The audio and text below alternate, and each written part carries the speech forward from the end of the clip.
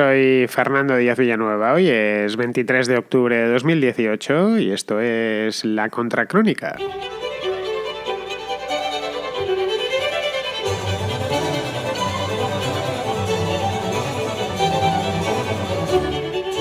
El sábado pasado unas 700.000 personas se manifestaron en Londres, por el centro mismo de Londres, para pedir un segundo referéndum sobre el Brexit. Se dio bastante cobertura, al menos en España, a esta manifestación, así que creo que todos o casi todos hemos podido ver algunas imágenes de la misma.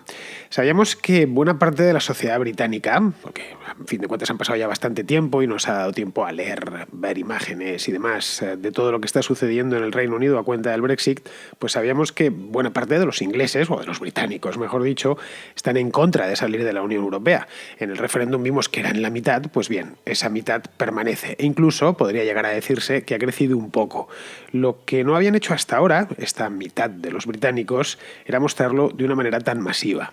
El organizador de la marcha fue, de hecho, una agrupación llamada People's Vote, el voto de la gente, formada por representantes de todos los partidos. Y esto da fe de que, como os he comentado en alguna otra ocasión, aquí, como bien sabéis los habituales, en la Contracrónica he tratado muy a menudo el Brexit desde el mismo momento en que se votó, allá por junio del año 2016.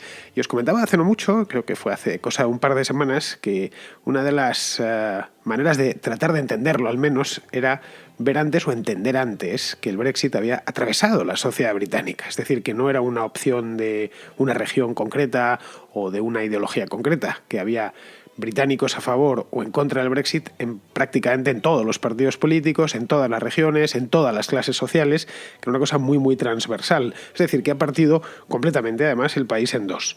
Pues bien, en este punto, Theresa May se encuentra ante un cruce de caminos de difícil solución para ella.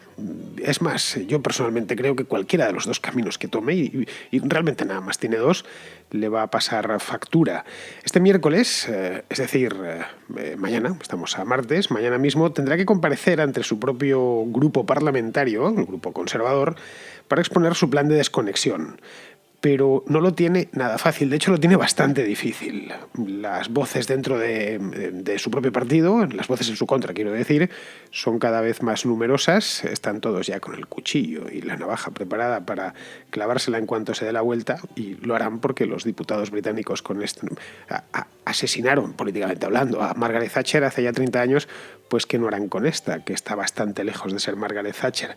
Pues bien, el grupo parlamentario del Partido Conservador lleva meses, bastantes meses, haciendo prácticas de tiro contra la primer ministro. Y cuando se hacen muchas prácticas, al final se termina acertando el blanco.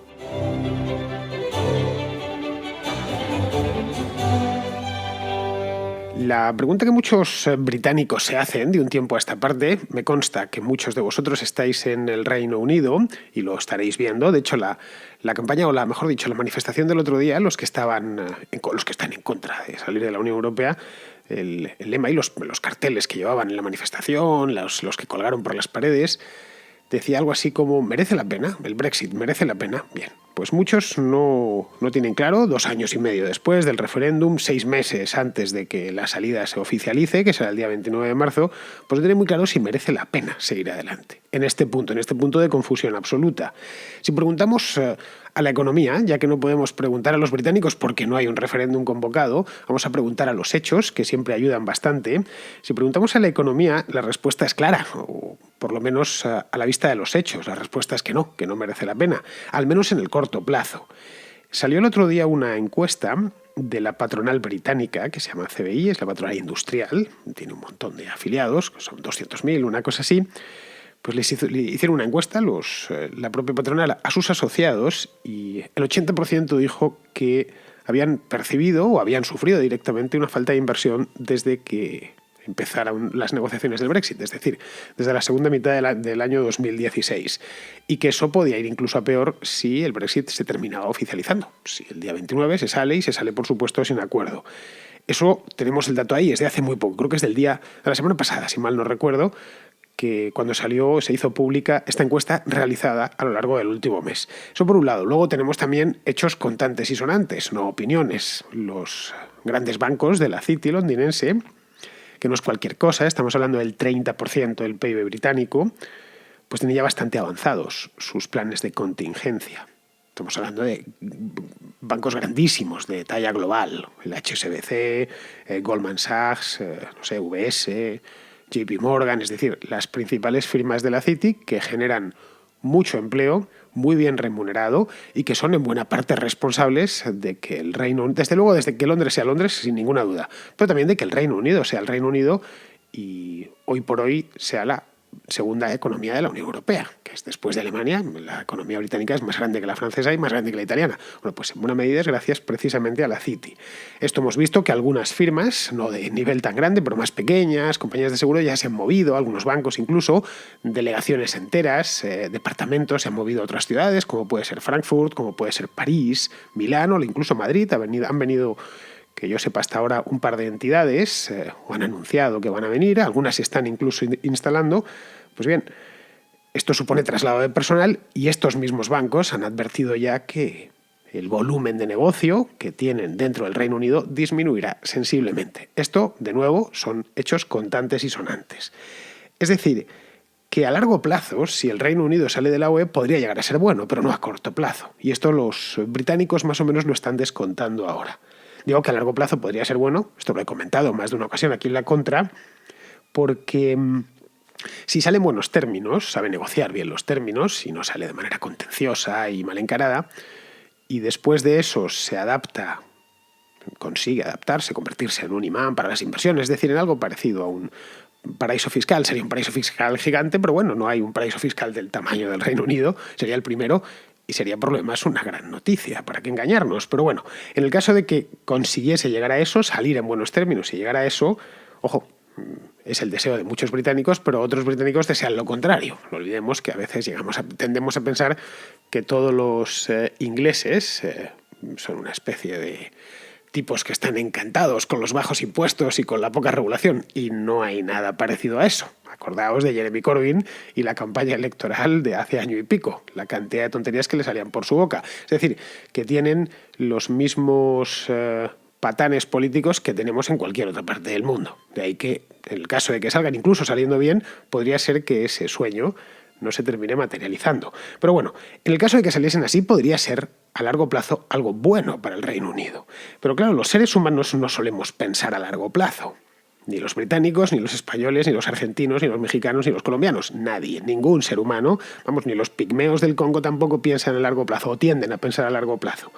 Lo hacemos a corto. Esto se nos da bastante bien. Es decir, nos preocupa, tratamos por instinto de salvar el día, de llegar con vida al anochecer para escondernos en la cueva. Nos preocupa más lo que va a pasar mañana que lo que sucederá dentro de 2 años. Y eso no a los hombres primitivos de las cavernas, a nosotros mismos, nos sigue preocupando realmente lo que va a pasar el mes que viene o incluso mañana, cómo va a ir el día. Y si nos dicen, bueno, esto es para dentro de 2 años, lo relativizamos bastante. Pues bien, a los británicos lo que piensan es, como es lógico, en el corto plazo, es decir, qué va a ser del país el año que viene, seguirán manteniendo su empleo, etcétera, seguirán pudiendo irse de vacaciones todos los años y estas cosas. No olvidemos que el Reino Unido es un país muy rico y el británico medio gana mucho dinero, tiene razones que temer. Muchos además tienen deudas, hipotecas contraídas, etcétera, y lo peor que les podría venir es quedarse sin trabajo ahora mismo, ¿no? Pero bueno, y esto es lo que están viendo, que el ambiente económico, el mood económico no es muy bueno.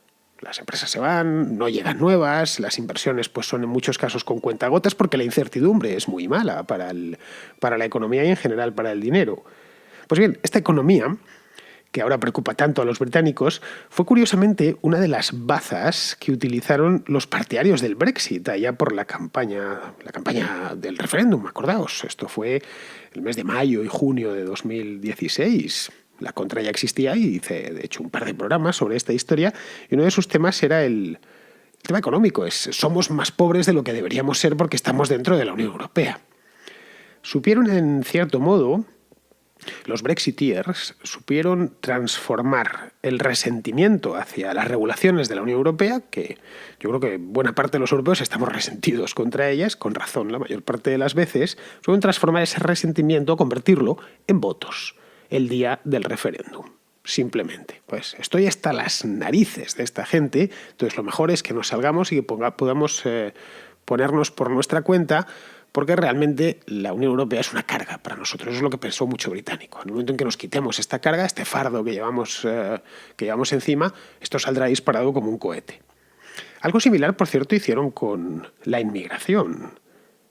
Culparon a la Unión Europea de que los inmigrantes entraban, de la gran cantidad de inmigrantes que entraban, y que siguen entrando, por cierto.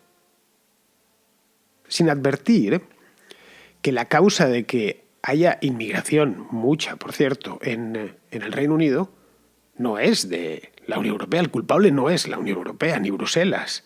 El culpable es que la economía va bien. Y cuando una economía va bien, atrae inmigrantes, esté dentro de la Unión Europea o esté fuera de la Unión Europea. O sea, el caso yo creo que más claro es, qué sé yo, Bulgaria o Eslovaquia. Eslovaquia incluso es parte de la zona euro, que son países que están dentro de la Unión Europea, pero no tienen problemas especialmente graves con la inmigración. En algunos casos, como Bulgaria o como Rumanía, incluso tienen problemas con la emigración, es decir, rumanos y búlgaros que emigran a Occidente, que emigran a la parte occidental del continente.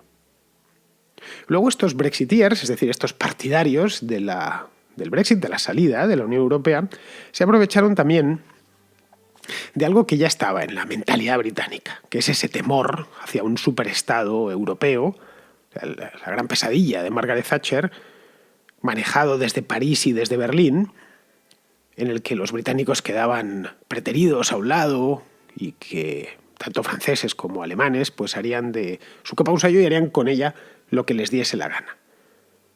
Pero claro, esto tampoco soporta el primer enfrentamiento con la realidad.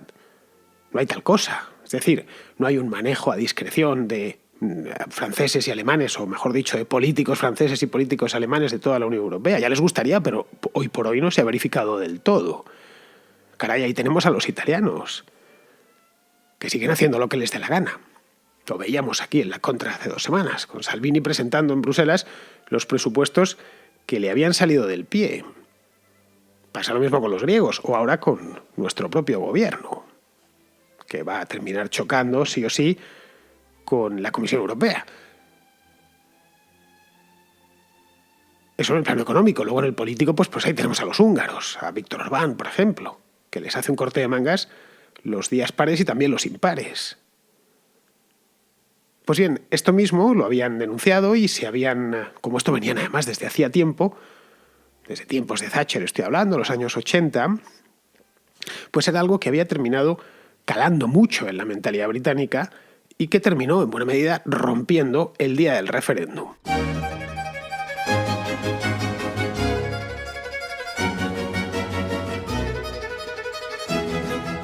Cuando una trola, una mentira, bueno, en este caso no es una mentira, es algo bastante peor, una media verdad, porque esto de que Europa lo manejan París y Berlín a su antojo es una media verdad, no es cierto del todo, tampoco es falso del todo, y por eso las medias verdades son tan peligrosas. Pues al final la Unión Europea no es lo que les habían vendido, es una simple confederación formada por casi una treintena de países, muy heterogéneos entre sí, muy diferentes, situados en latitudes distintas, con culturas muy diferentes, idiomas, tradiciones políticas también diferentes, en fin. Es casi, se podría decir que un milagro político en muchos aspectos, que siga vivo. Y sobre todo siendo tantos, porque son 27.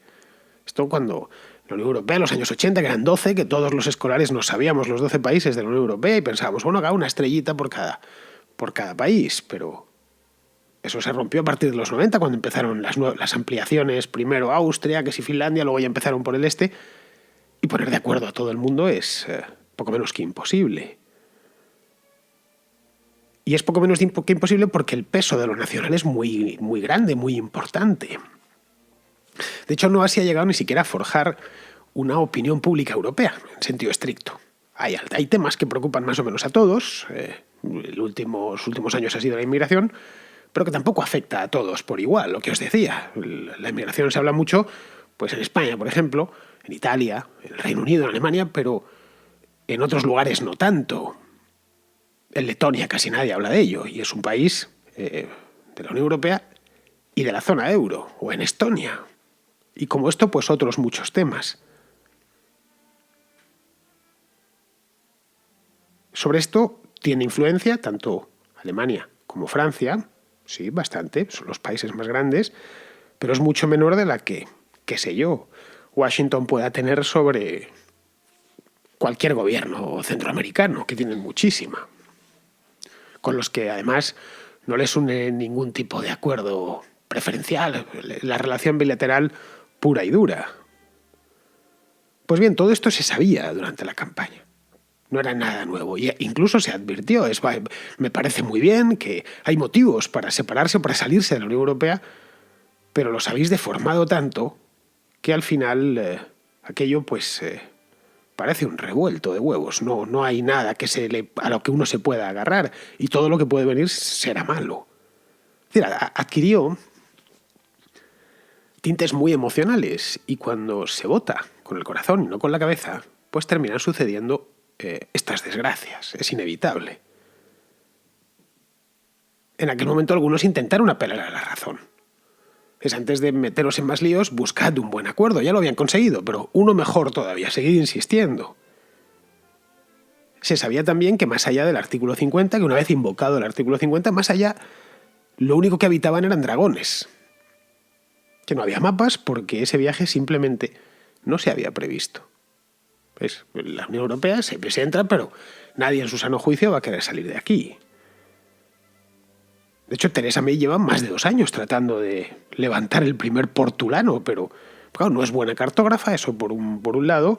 Y luego por otro, y creo que esto es más importante, en su foro interno tampoco quiere emprender viaje alguno. Es decir, que no está convencida, ni muchísimo menos de esto.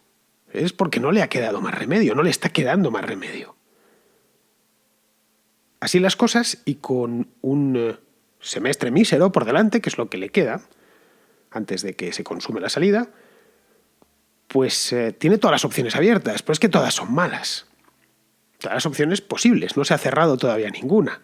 Tenemos, por un lado, que el día 29 de marzo del año próximo el Reino Unido salga de la Unión Europea sin acuerdo alguno. La posibilidad. El Brexit durísimo.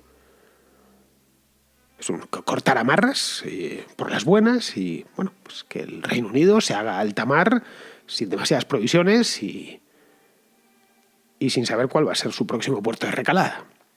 Bien, esto no lo quiere nadie. Pero no lo quieren ni los defensores más acérrimos del Brexit. Y por motivos que son, la verdad, no hay que ser un lince, por motivos que son fáciles de imaginar. Esa sería una opción. La otra, pues lo opuesto, lo contrario, lo que pedían muchos en las calles de Londres el sábado pasado. Y es que se convoque un segundo referéndum, tal y como han pedido muchos desde casi el día después. Porque quedó muy ajustados los resultados. Es decir, no tenía una legitimación completa, no había una mayoría abrumadora de votantes que estaban a favor del Brexit. Era casi era 50-50. Esta es una posibilidad remota, pero factible. Factible, escuchadme bien, con que a Theresa May le tiren en los comunes, la Cámara de los Comunes, le tiren el acuerdo con el que al final llegue en Bruselas, al que llegue con Barnier y con Bruselas, con que se lo tiren, con que se lo tumben, en ese caso ya sí tendrá que plantearse, no le quedará otra que un segundo referéndum para desbloquear la situación. Entonces, a esto yo creo que se están agarrando los Remainers, los partidarios de quedarse en la Unión Europea. Claro que entre ambos extremos hay también vida. Tenemos, por ejemplo, el plan Chequers, del que aquí en La Contraria he hablado varias veces. Que es el plan Chequers, del que os hablaba en el mes de julio, que lo han bautizado así porque se salió de la residencia, de la mansión de Chequers, que es la residencia de verano del primer ministro. Esta es la propuesta que elaboró para presentar en Bruselas y que no se la han terminado de comprar. Este es un plan que prevé, que ya os lo he contado, que el mercado único se mantenga en todo, en prácticamente todo, pero fulminando la libertad de circulación de personas. Esto en las cancillerías europeas no ha gustado nada y en Bruselas menos todavía. Porque las 4 libertades de la Unión Europea van juntas o no van, y eso ya se lo han dicho. Pero no solo no gustan el plan Chequers a los, entre comillas, europeos, que los británicos a fin de cuentas también lo son, es que tampoco gusta a los defensores del Brexit más ardorosos, porque implica mayor integración en la UE de la que ellos desean. Les parece que no han hecho la guerra para esto. Bueno, al final, tanta historia y nos vamos a tener que comer prácticamente todo menos lo de la libre circulación de personas. Ellos además habían mantenido ya fuera Schengen, que es la parte más complicada y más delicada en esto de la libre circulación de personas. Y luego lo que más dolor les genera, dolor patriótico en este caso, es que Chequers separa de facto a Irlanda del Norte del resto del país, para mantener la frontera entre las dos Irlandas abiertas, obviamente, que es algo que les preocupa. Y además es lógico que les preocupe porque es su propio país. Pero es que si no, no había otra manera de hacerlo, ya que hay un acuerdo previo entre la República de Irlanda y el Reino Unido del año 97 que contempla el acuerdo de Viernes Santo, que contempla que esa frontera tenga que permanecer abierta. Y fue un acuerdo además que llevó décadas alcanzarlo y que puso final, entre otras cosas, al terrorismo del IRA, que fue una lacra para los británicos durante mucho tiempo. Entonces, con eso no pueden bromear, y no deben, además. Si Chequers no sale, y es probable que no salga, por lo menos tal y como está formulado, les queda todavía una opción, que es la famosa opción noruega, de la que se ha hablado mucho. Es decir, salir completamente, pero permanecer dentro del espacio económico europeo, que es donde está Noruega. Esto les obligaría a mantener todas las regulaciones, todas las que le exijan, o tengan a bien exigirle la comisión. Tenéis que pasar por esta y por esta. No, pero es que nosotros no. Tenéis que pasar por lo que decimos nosotros, que es lo que le dicen a los noruegos y lo que le dicen a los islandeses. Que tienen que aceptarlas y asumirlas, pero no pueden influir sobre ellas. Claro, Noruega o Islandia son dos países pequeñitos, Islandia especialmente. Esto no se ha probado nunca con una economía del tamaño del Reino Unido. Es un misterio a ver cómo saldría. En resumidas cuentas, que como veis, todas las salidas que le quedan a Theresa May son malas. La que escoja. Navega con mar montañosa en un esquife pues muy frágil. Y lleva haciéndolo, tiene mérito esta mujer, todo hay que decirlo. Lleva haciéndolo desde hace 2 años, más de 2 años. Es decir, suceda lo que suceda, yo casi estoy por apostar de que esto se la va a terminar llevando por delante. Ya porque tiene que dimitir, porque no consigue acuerdo alguno, por lo que sea, ya porque consigue sacar un acuerdo in extremis, tiene luego que convocar elecciones y esas elecciones directamente no puede superarlas. Amigos, se habla de esto, pues pronto dejará de hacerse, porque aquí está la Podemoticia. Tengo una Podenoticia que me encontré anoche en navarra.com y que así de primeras no le daba crédito. Tuve que entrar bien y leerme la noticia completa porque pensé que era una broma o un disparate o una fake news una noticia falsa, porque en principio el titular no daba lugar a equívocos. Dije, esto no puede ser. Y bueno, navarra.com es un diario que está bien, que no es una de estas cabeceras que publican locuras y tal, así que pasé y me leí la noticia entera, que dice, para que lo escuchéis bien, os lo voy a leer entero. El titular dice lo siguiente: Barcos, por Uxue Barcos, que es la presidenta de la comunidad autónoma, Barcos obligará a que todos los niños de 0 a 6 años tengan, y esto abro comillas, vivencias sexuales a través de juegos eróticos. Bueno, como veis, si la leéis de primeras no os la creéis del todo. Pues bien, es al parecer cierta. El gobierno de esta mujer, de Uxue Barcos, quiere que todos los niños de Navarra, hasta los 6 años, de 0 a 6 años, tengan estas vivencias sexuales a través de juegos eróticos infantiles. Bueno, esto no es que vaya a ser mañana, es una propuesta de su gobierno. Es un gobierno cuatripartito en el que están pues varios, entre ellos naturalmente la franquicia local de Podemos, de ahí que entra como Podenoticia. Y la idea que tienen, bueno, he estado leyendo lo que daban en la noticia, pues es a través de una iniciativa que se llama Escola, que es Creciendo en Igualdad, y esto os lo leo literalmente, propone un itinerario de aprendizaje con pautas concretas para todas las etapas educativas, desde 0 a los 3 años hasta 18-20, en el que se aborda el cuerpo sexuado, la curiosidad sexual, los juegos eróticos y el reconocimiento de la sexualidad infantil desde el nacimiento.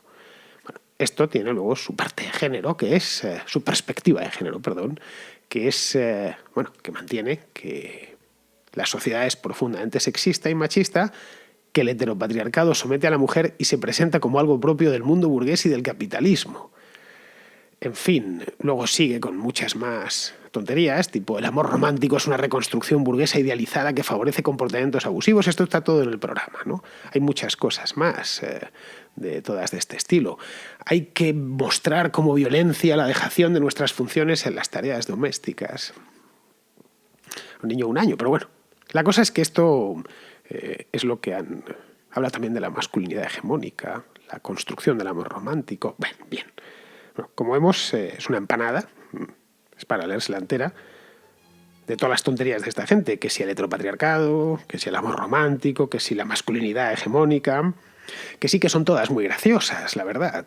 Pero claro, graciosas para adultos. Otra cosa son los niños. En este caso, niños muy pequeños. Niños de 1, de 2, de 3, de 4 años. Eso de las vivencias sexuales a través de juegos eróticos infantiles tiene un nombre. Por mucho que le quieran poner ahora otro, un nombre además clarísimo. Se llama corrupción de menores. Es un delito, ¿eh? Un delito tipificado en el Código Penal. Y en Navarra, hoy por hoy, el Código Penal está en vigor. Tenemos el artículo, y lo he ido a buscar. El artículo 183 bis del Código Penal dice lo siguiente, os lo voy a leer. El que con fines sexuales determine a un menor de 16 años, no de 6, por supuesto están incluidos los de 6, el que con fines sexuales determine a un menor de 16 años a participar en un comportamiento de naturaleza sexual o le haga presenciar actos de carácter sexual, aunque el autor no participe en ellos, será castigado con una pena de prisión de 6 meses a 2 años. No sé, a mí, y bien lo sabéis, los perroflautas me hacen mucha gracia y las perroflautadas, y suelo bromear con ellas. Muchas veces a uno no le queda más remedio porque es que lo que hacen mueve a risa. Pero esto no me hace ninguna gracia. Son angelitos, son niños de 2, de 3 años, a los que un degenerado va a pervertir con una coartada ideológica. Dios sabe en qué consistirá eso de vivencias sexuales a través de juegos eróticos infantiles. Es que se me abren las carnes solo de pensarlo. Bueno, pues ahí lo tenemos y al parecer lo quieren sacar adelante. Por suerte, queda poquito de legislatura. Estamos ya en octubre y la presente legislatura terminará el mes de mayo, también en Navarra. Así que lo mismo, tenemos suerte y sobre todo los niños navarros tienen suerte y consiguen zafarse de esta antes de que perpetren este crimen tan horrendo. Muy bien, pues vamos a seguir. Antes de irnos, tampoco es que me quede mucho tiempo, José, que es un oyente de Bilbao, quiere hacernos una pregunta, no solo hacérmela a mí, quiere hacérosla a todos vosotros. Vamos a escucharla. Hola, quisiera mandar un saludo a todos y aprovechar esta oportunidad que nos presenta de poder lanzar preguntas, tanto a ti, Fernando, como al señor Pizarro, a quien mando también un caluroso abrazo, como a toda la audiencia. Soy un oyente asiduo y en la contracrónica, perdón por la pronunciación, he escuchado a menudo respuestas y preguntas muy inteligentes, entonces como yo no tengo respuesta y sí que me planteo la duda, me gustaría lanzarla a quien quiera contestar. Es evidente que los robots están avanzando y nos van a quitar tareas de nuestro trabajo más sencillas, más repetitivas, algunas incluso muy complicadas que no podemos alcanzar a hacer nosotros. Y ahora el siguiente paso es el software. Una muestra probablemente de que el software nos quita el trabajo es que a una ministra se lo ha quitado porque ha dictaminado que su tesis era plagio. El señor presidente, que se encarga de repetir a todo el mundo que es presidente para que nadie lo olvide, aplicó ciertos filtros para que le diera por debajo del 20%, pero según otros el 21%. Y esto me lleva a la siguiente duda. ¿Estamos depositando demasiada confianza en el software? No digo que no merezca la pena como herramienta, pero el hecho de decir, en lugar de confiar en los jueces que han ido colocando, como en el caso español, los políticos para que les juzguen a sí mismos cuando son aforados, pensamos que el software es más imparcial. Sin embargo, no estamos cayendo en la trampa de quién vigila al que nos vigila, quién controla a quién nos controla, quién es el que programa el software o el algoritmo que estamos tomando como juez y parte. No estamos cayendo en la dictadura, del algoritmo, en una fe ciega sobre el software. No sé si he planteado bien mi pregunta, estoy seguro que la podrá encaminar. Y nada, dar las gracias por esta oportunidad a todos y el que quiera que conteste. Les escucho atentamente. Un abrazo, un placer. Muchas gracias. Pues muchas gracias a ti, José. Es un tema muy interesante el que nos pones sobre la mesa. Yo me limito a dejarla ahí. Quiero que lo respondáis vosotros. Es decir, que queda abierta la mesa. Así que abran juego, caballeros. Y bien, me parece que es un tema que puede dar un buen debate, que puede darnos muchas contrarréplicas a lo largo de este curso. Muy bien, queridos amigos, pues con esto vamos a terminar ya. Sí que sí, vamos con Pizarro, como siempre, que tiene hoy para nosotros un comentario sobre la historia esta de Khashoggi, de Jamal Khashoggi. Dime con quién andas y te diré quién eres es un dicho popular de esos que encierran sabiduría patente. Donaldo anda con la monarquía saudí y la monarquía saudí no anda, sino que recta por el abuso en todas sus formas conocidas. La dignidad de las víctimas de los saudíes, la dignidad de las democracias europeas y la dignidad del galante Donaldo quedan manchadas por las tropelías de los Saud, pero curiosamente son manchas oscuras, como el petróleo o el odio a los enemigos compartidos. Y entre tanta oscuridad nadie se siente sucio. Lo de Khashoggi ni es la primera, ni es la más gorda, ni es la que rebosa el vaso de las atrocidades saudíes. Es indiscutiblemente una de las que más clamor periodístico despierta, pero el periodismo, que muerde siempre feroz en la yugular y en los genitales de sus presas, suele ser inconstante, y como surgirán nuevas noticias tremebundas y el océano de petróleo es inmenso, pues lamentablemente lo más probable es que los pelos de la gatera de Donaldo sean pelillos a la mar. Un cordial saludo de Pizarro. Pues hasta aquí ha llegado la contra de hoy y sin nada más que ofreceros, me despido de vosotros. Hasta mañana.